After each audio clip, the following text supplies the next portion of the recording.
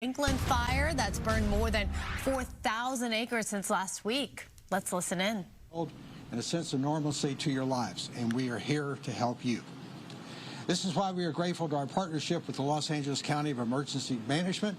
They have worked with our city team to bring together over 20 agencies to support Malibu residents and businesses affected by this Franklin fire. Director McGowan will share more on that in just a moment.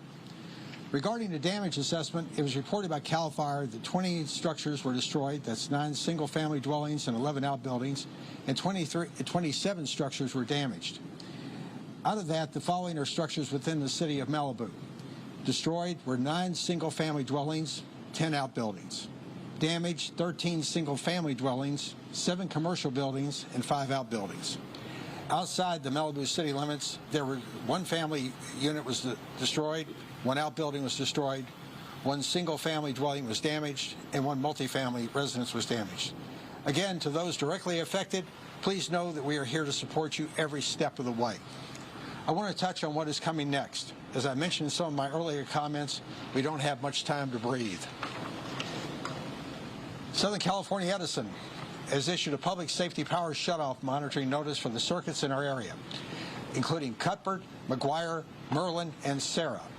Due to the forecasted high winds and red flag conditions beginning this afternoon through Thursday, December 18th. I know how unsettling it is to hear about power shutoffs when we're still recovering. On top of everything else, losing power, especially cell service, makes staying connected that much harder. I want to assure you that we're doing everything we can to prepare for this wind event and minimize impacts to the community. The city has been able to confirm that the mobile cell towers that were deployed during the Franklin fire will remain in place to the end of the red flag warning period.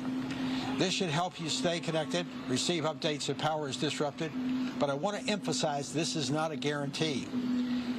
I encourage everyone to take this opportunity to prepare now.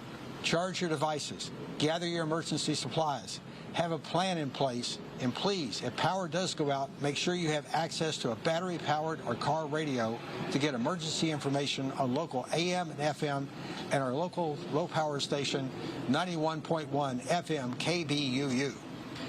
Even with the looming PS, City Hall is scheduled to open for regular business tomorrow, December 18th at 8 a.m. Our acting city manager will share more on this in just a moment. As we move forward, I want to again emphasize that the city and our partners are here to support you every step of the way. The Local Assistance Center is a critical resource for residents and businesses as we begin this recovery phase, and we encourage everyone who needs help to visit today. At this time, I'd like to introduce Kevin McGowan, Director of the Los Angeles County Office of Emergency Management, who will provide more details about the Local Assistance Center and resources available to our community. Kevin? Thank you, Mayor. Again, Kevin McGowan, I'm the director with LA County's Office of Emergency Management. Super important information the Mayor just mentioned. Our local assistance centers are really a hub, a one-stop shop for people to start getting those critical recovery resources. As I mentioned last week, at the end of the week, our recovery process in partnership with the city really begins at the beginning of the incident. We start thinking about what the organizational construct is going to be, and we start looking at these critical aspects of rebuilding, debris removal. Post-fire debris removal is a really important factor. There's household hazardous waste that needs to be cleaned up, and then the overarching cleanup of all the burnt debris. In addition to that, we look at the long-term recovery of rebuild. It's a really arduous process. This local assistance center is the first step in really effectively and efficiently looking at all of these different aspects. And then we always like to reinforce to everyone, even people who haven't lost homes or commercial buildings, you still have been impacted. The Local Assistance Center has lots of resources. We partner with the Red Cross, our county's Department of Mental Health, just to name a few. So I really encourage everyone who's been impacted, come to the City Hall, come visit the Local Assistance Center. It has a myriad of resources, really valuable assets for everyone as they start this journey. The city and the county are going to walk hand in hand with you. It's a long process. Just to give everyone kind of a comparison, the Woolsey fire, we still have residents that were impacted by the Woolsey fire going through the recovery process. So we look long term, it could be 5+ years as we navigate these recovery processes through burns.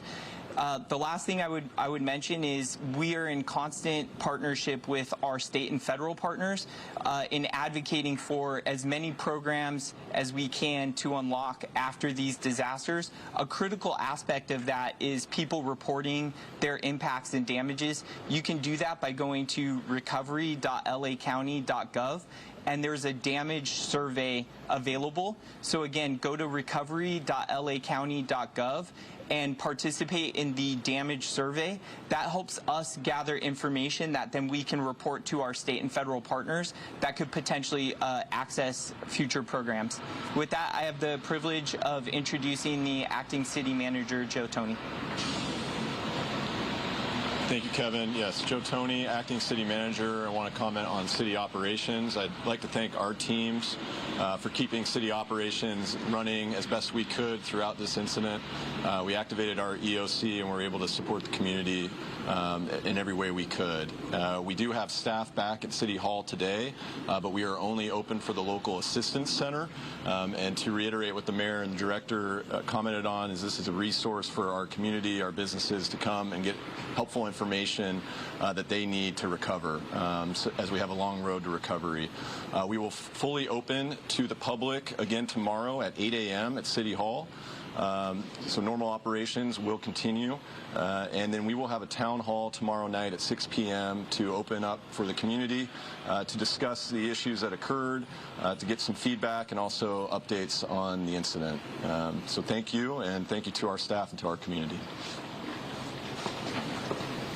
Thank you so much. All right, you're listening to local officials there in Malibu give a latest on the update of the Franklin fire as well as preparations leading into this next red flag warning that the community will certainly have to embrace. So we will continue to stay on top of this story as it develops and bring you the latest on air and online at foxla.com.